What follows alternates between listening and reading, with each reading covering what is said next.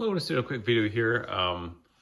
Got some wheel bearings for the front wheel on this 2003 DRZ400.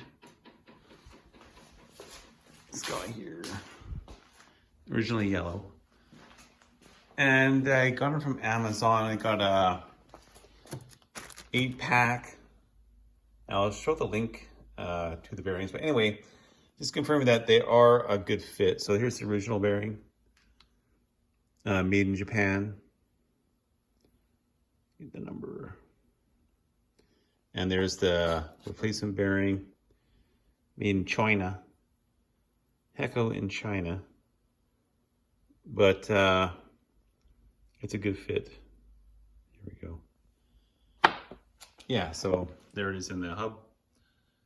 And seemed to be okay. So about the same weight and everything. You know what? No, it's a bit lighter. Could be a couple grams lighter. Maybe not. Pretty close.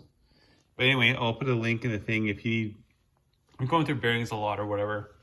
It's pretty cheap for a bunch of bearings for the front hub. Okay, thanks, bye. Yeah, there's what's left of the old bearing. So this was on the Speedo side. It was actually reusable.